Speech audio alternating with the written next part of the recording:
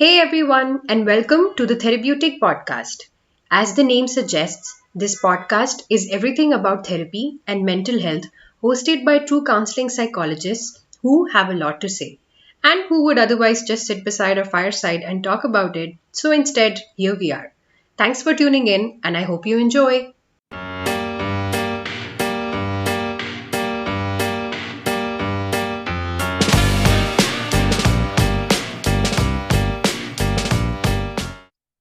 Hello, everyone, and welcome to the Therapeutic Podcast. We are here with our new episode. Today, we are going to talk about weight gain, the philosophy and the psychology behind weight gain, and how is it related to stress and the most spoken about and talked about topic today, which is PTSD or post traumatic stress disorder. So, we had spoken in our last episode a little bit about how, stress can be related to our eating habits. Although we did not see a direct connection, but we did see that, when we are under some kind of stress, we either start eating more or we either start eating less, or, some people choose to eat not at all. But there is a Yeah. definite connection between our stress and how we manage our eating habits, and how the stress itself generates certain kind of hormones or physical changes in our body that can lead to very visible physical symptoms, and very much lead to weight gain also, or at least act as a very big catalyst and a contributor to weight gain.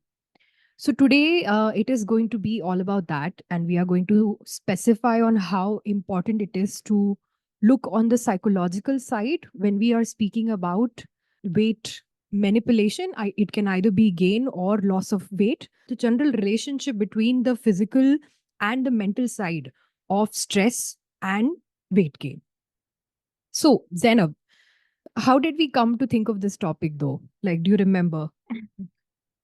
Yes, this was actually suggested to me by my mother Hmm. because I think a lot of the videos recently on Instagram have been about weight gain and, you know, the word cortisol is being thrown around everywhere. And I think, came across all of this and she told me, oh, maybe you all should talk about this. And I discussed it with you and we decided this would be a great topic to cover. And yet, and I think this is a pretty relatable topic because no matter what age you're in or which generation you belong to, weight is always going to be a topic of discussion. You can just hate it, not want it to be a topic of discussion. It'll always be, and even if it's not being overtly discussed, you will still think about your weight at some point in your life. Okay, so I've gained weight, I've lost weight, I've gained weight here, but I'm losing weight here, and just Hmm. all of that. So Hmm. I think yeah, that's yes, very true. Even if we are, it's not talked about by the society towards you. I think we yeah, have internalized thinking about our body and the way we look, where yeah, we have gained weight, where we have lost weight, fat, cortisol, and all of those words getting thrown out, even when there is no outside motivation or outside people talking about it. We would still think about it ourselves. I think that is why it is very important for us to discuss how mental well being or mental health itself can be a big factor or a very yes, important factor that can play a role in your physical well being, and the connection between the two, which I think is so conspicuous right now. Like it's there, it's out there, and people are speaking about it, but it's still yeah. not acknowledged as much, which I think, and the biggest one which we could take, and I think thanks to your mother also, that she pointed this out to us, and we could speak about how stress is related to weight gain. While I was preparing for this recording, I read a paper based on establishing a relationship between PTSD and weight gain, and it has been researched very thoroughly, and it has been proven that people who have been through trauma and then people who have symptoms of PTSD. So, not necessarily everyone who has been through trauma would develop PTSD, but even if there is a person who has been through trauma, they also have a tendency to gain weight despite other factors. Like if the all the other factors are normalized, the eating habits or sleeping or other lifestyle, just the factor of you having been through some kind of trauma can increase your chances of gaining weight by a lot of percentage. So this was a very Okay. significant story that we read. And of course, people with PTSD also have or develop a tendency to gain weight or gain more weight than compared to people who do not have or have not been through some kind of stress or trauma. You're talking about weight gain, right? So maybe because the blood glucose levels of the person is high, is that why they're constantly gaining weight? Like, does that also lead to insulin resistance? So, when a person is under stress or chronic stress, we do see that, the physical changes that we were talking about that Yeah. comes with stress. One of the physical changes is increase in the blood sugar level. And blood sugar level, as we know, is very much related to weight gain. So, yes, indirectly, they are related. Okay. PTSD or any or being through some sort of trauma which is present in your life or has affected you in some way, even if it was in the past, but the symptoms are very much prevalent in the present. We do see that, see, what stress does to you is majorly when we talk about fight, flight, and freeze, right? So when we are some under some kind of stress, our body tends to be either in fight, either in flight, or in freeze mode. So when we are in Yeah. fight or flight, there are certain hormones or chemical released in our body to prepare us for a situation where we might have to fight or we might have Yeah. to flight. So a lot of energy is released in a way that would require us to concentrate on these two functions more. So cortisol, as we say, but cortisol, although has become a very negative hormone, but it is not if it is Yeah. released in a normal amount. But when cortisol is released in such large amounts to concentrate only on either fight or flight, all these energies are released to concentrate on that. So the other internal functions like the respiratory or the digestive or the reproductive function get a little bit of lesser attention because we need to focus our energy into either fight or flight. So that's why, and physically, when we are outside, we don't necessarily, apply either fight or flight. So the fight or flight manifestation is very much different. So these energies are stored inside our body and not released. So Yeah. this is the indirect connection of how we establish between stress and how it affects us physically inside the body. So when all of that fight and flight energy is stored inside and the other internal functions that are not getting as much attention or as much energy as they need to function, Yeah. this is when we start to either get digestive issues or reproductive issues or lungs में कुछ दिक्कत है या so all of these are so much connected कि ये जो छोटी छोटी चीजें भी होती है कि IBS is I think a very good example of connection between stress and the physical and the mental well-being of our body. IBS का मतलब ही यही है कि आपका स्ट्रेस की वजह से डाइजेशन काम नहीं कर रहा है. So when these fight and flight energy are not released, we don't give them and they are stored for a very longer time. That's when it gets harmful, and that's when I think we can Yeah. say that cortisol is a harmful hormone. I think we've mentioned stress a lot, but it's very important for our listeners to know that when we are talking about stress, we don't mean your daily life stress, we mean chronic stress. Right. Only when a person is under chronic stress will they begin to have these issues. I mean, of course, you might think you're talking about, stress, so we can't reduce stress in our daily life, which is true. You will have stressors in your life and you will get stressed about, but that does not mean that one day you wake up late and you're late for work and that stresses you out, so your cortisol levels are going to increase and you're suddenly going to gain weight. That's not how it works.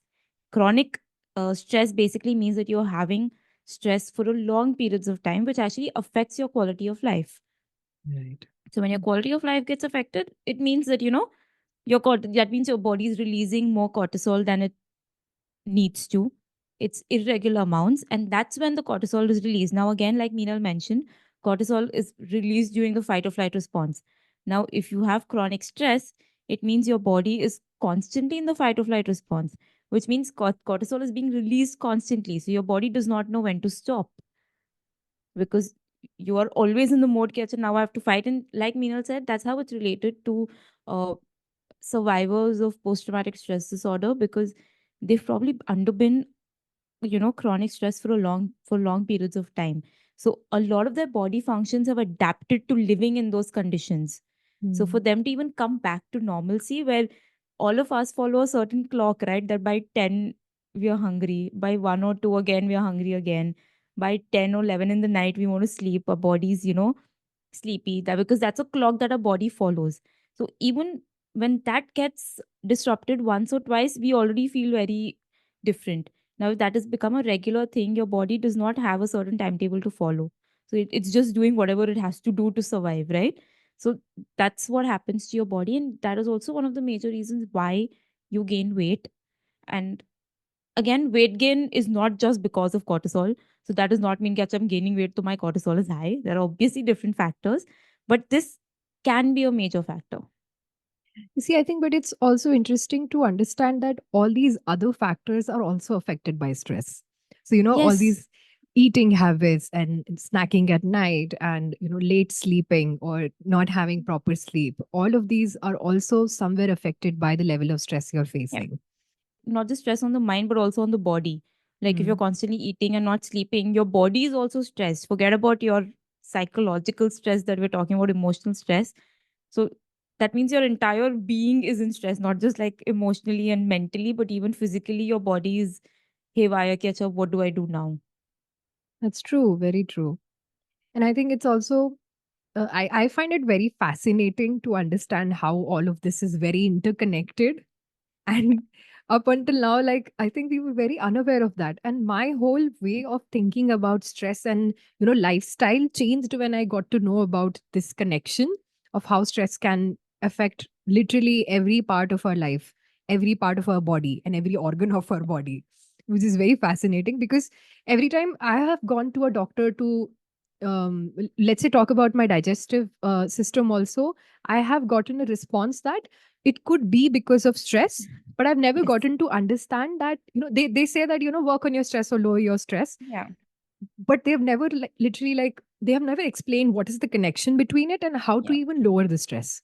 Like you can just go ahead and say to a person that, oh, if you're worried, don't worry, but that's not how it works. We Yeah. need to understand that how to channelize these extra energy that our body has stored for such a long time.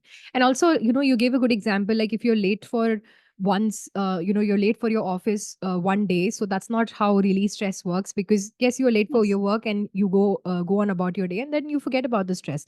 But then when that keeps happening daily, and you keep getting stressed about it, or maybe even if it has happened just for a day, but that thought remains with you inside that, I am late now, so ab uske aage bhi mujhe ye cheez mein late hoegi. If I'm late in the meeting, then I'm going to be, looked at badly, or Yeah. this is going to lead to my firing or whatever. So this is when we go into that spiral, and that Yeah. anxious energy is stored in you because you are not really doing anything about it, because you're sitting in your cab or car or whatever and going to your office and still thinking about it.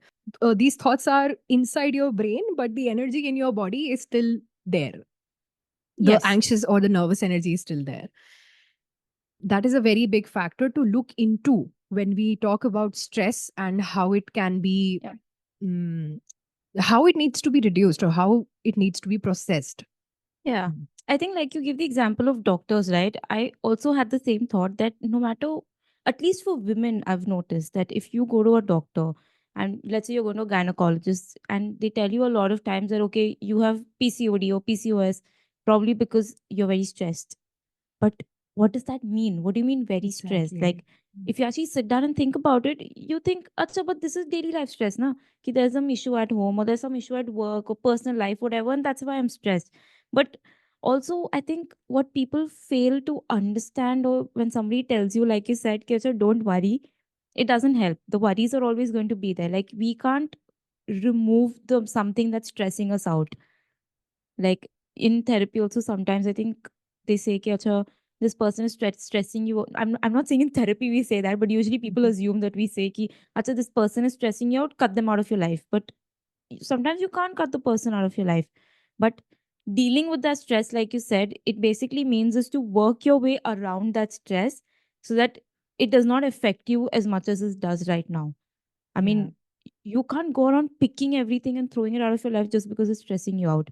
Ki somebody is playing loud music, you can't go and bang their door and, throw the music system out. You can't do that. You probably have to learn how to live around that, because then that's how you know कि अच्छा, you're coping well with your stress. Otherwise, you will be stressed all the time only. Yeah. I mean, stress-free life does not necessarily mean that there is going to be 0% of stress. It is Yeah. more about stress management than stress Yes. reduction. I don't think Exactly. And sometimes stress is reduction, good. yeah. Mm. Yeah, as for pushing us, of course, stress is very much Yeah. important. क्योंकि थोड़ा बहुत stress नहीं लेंगे तो then I mean we need that fight Yeah. energy to get to our office in time, right? Otherwise we wouldn't even be here recording this podcast if we didn't have that. Exactly. Like we were, just to say, we were just stressed like before we started the podcast because Yes. something was not working. We had a technical error, and Meena was stressed, and I could only see her getting stressed but not hear her getting stressed. And I had to Yeah. tell her, okay, no, Meena, we'll figure this out. So, see, that stress was important. Imagine us being like, acha, chalo, nahi chal raha, ab kal kar lenge. That, I don't think that's the way to go. That would have been the last option if we couldn't figure things out. Yeah. But Mm. that little stress was necessary for us to, for me also to go on checking if there's something wrong with my system. Why can Right. I not hear her? So yeah, stress is important. It, again, everything, like I think we've said this 100 times during all our different episodes, is that everything has to be done in moderation. Yes. Too much or too little of anything is always going to be a problem, Mm. and we need to create that balance. Think understanding stress is also a lot about having compassion for your actions. Yeah. When you're under stress, you develop certain things to deal with it. Let's say, for example, you have a toxic family member. It's, as Yes. you said, it's very much possible that it's not easy for us to cut them out of our life because they're family. But then we develop certain things, right? Like we learn to emotionally be available for them as they were not for Yeah. us, or we learn to sometimes parentify them. This is, I think, a very popular word on Instagram these days, that Yeah. we become the parents of our parents, or Yeah. sometimes we have to be hyper independence is another thing, that we learn to be more independent because that's how we were raised. Yeah. But then these could be the result of the stress that you had been to. But all of these things, becoming a parent, or becoming hyper independent, or becoming a sensitive person, or becoming more emotionally available to people, all of these were the things that helped you during the time of stress. Yeah. So I'm not saying that all of the stress was positive, but the actions that came out of it were very helpful for you back then. They Yes. may not be helpful for you right now, and I think that's what we need to look at. But compassion needs to be there for the actions that was there before, because they did help you come here. They did help you Yeah. become who you are right now. Yeah. And I think a lot of times you don't judge how people survived a certain situation, no? At that Mhm. point, if you're drowning, you're not going to think about, acha, I did this to save myself. The best thing though you could do was to save yourself. Yeah. How that happened, why that happened, acha, why did I not do this instead? You yourself know that at that point, your body could only do this much. But also, like you said, that um, stress, I feel, is also like how we deal with stress is also learned response. Like if you're at home and as young kids, if we see our parents dealing with stress a certain way, or Hmm. seeing the kind of things that stresses them out, and that ends up stressing us out. Like if a certain parent does not like certain things to be done this way, and they get extremely stressed, and their way of taking the stress out is on you. Get to know, why did you do this? You know I don't like it. So next time you see something is wrong, you also get stressed. Ki, "Arey, no, no, no, this person is not going to like it, and they are going to, take it out on me." Or even if that person is not there anymore, but now that point has also become a stress factor for you. So I True. also think that a lot of the eating habits also that we have, they start from childhood. Like maybe how you were introduced to foods, or if certain foods were only given to you as a form of reward. So that can Yeah. also end up, "Ki, acha, no, I'm stressed, so I deserve to have the sweet. I'm stressed again, I definitely deserve to have the sweet. I'm sad, I have to have this. I have earned myself this sweet." Like that way. If I, I think also with stress, healthy relationship with food is also very important, because otherwise you will have an unhealthy relationship with food, and then that is an again different spiral only. You're stressed, you eat, and then there is possible weight gain or health issues, and then you're stressed about that, but then you can't stop eating because it's become a need now. Hmm. So it's like once spiral and you're just going round and round. That's very well explained. And I think I can relate to that, rewarding yourself with the kind of food.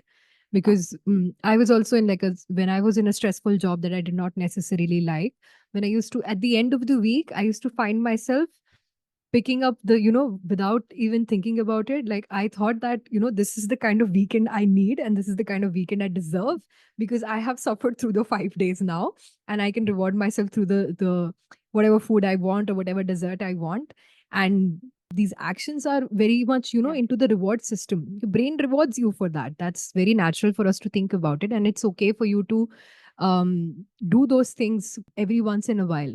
But yes, when it becomes a habit, it becomes a Yeah. very vicious cycle. I read a paper about it which related PTSD with physical inactivity.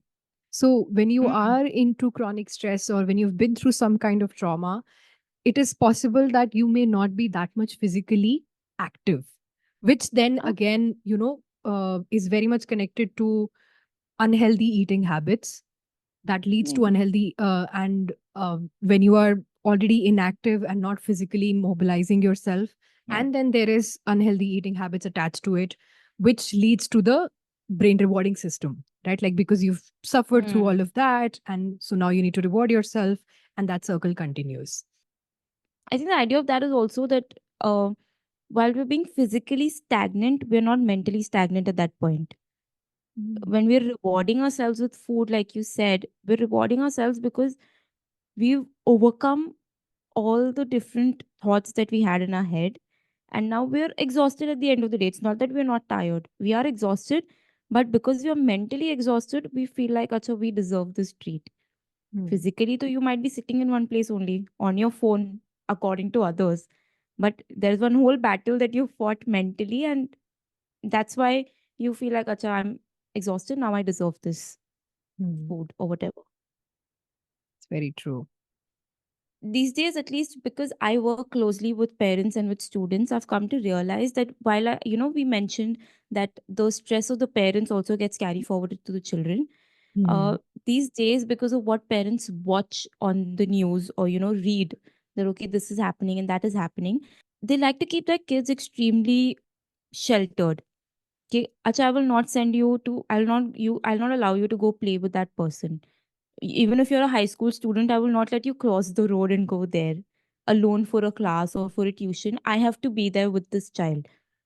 So the parent is so stressed that now the child, forget about the child not being learning to being independent. You see so many kids outside playing, but these children are not going outside to play because again, even if they're playing in an extremely closed society where everything is at a reach. No, something will happen. Your mom's watching you from the balcony. Nothing's going to happen to you, and then that leads to the child also having like a sedentary lifestyle, which means they're not going out to play and they're just sitting at home and eating. Kacha, there's no park. Anyway, there are no parks. There's only apartments everywhere.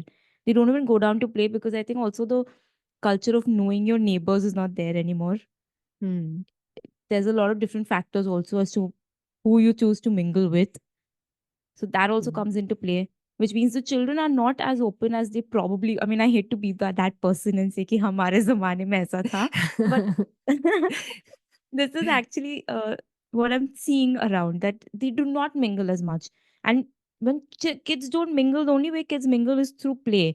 And by play, if you're talking about playing through phone and online mingling, then again that is also a stress factor. Your body is used to just sitting in one place. And Mm. I think we all know that once we enter college and start working, we anyway don't have time for physical activity. I mean, if you're motivated enough, you might go join the gym, but that's also like you'll go one day, you won't go the other day, or just That's whatever. debatable. Yeah, I mean, if you wish to join the Mm. gym, you might, but otherwise nobody really does all these things. So if you look at the kids of this generation, they're probably just going to grow up in that sedentary lifestyle. Mm. This is very new for me, like the current parenting style and how it is affecting the kids right now. Yeah.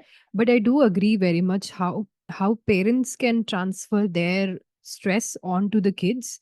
not just biologically or genetically, which has been proven through epigenetics and Yeah. intergenerational trauma now, but also a lot of it by mirroring, like how, how children learn through watching their parents and how they react to certain situations, which I think we've spoken about a lot in our previous episodes also. And while you were speaking about kids, and how we generally do not, kids these days do not indulge into a lot of play and going outside and into physical activities. I remember when we were working with kids, how one of our most of the psychologists that we were working with, all of our colleagues and all of their clients had one of the activities as playing outside. And Yes. we either we used to play with them with our kids, or you take them outside to play with other kids. I Right. remember I did that with one of my clients, and it was wonderful to see them in that kind of environment. Yes. It would change it would change the entire schedule of the day, and how their emotions or how their reactions to situations would Yes. also change, just because of that 1 hour of physical activity they did outside with other kids of the same age.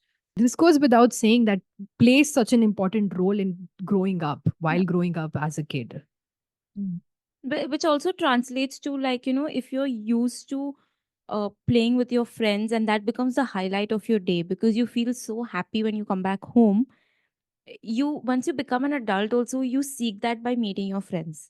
Okay, so I think the main point or the conclusion for this episode would be that when we talk about weight gain, or when we talk about anything related to our bodies, anything related to the weight of our bodies, it is, we do see that people talk about, eating habits and the way you are sleeping or the way you are exercising.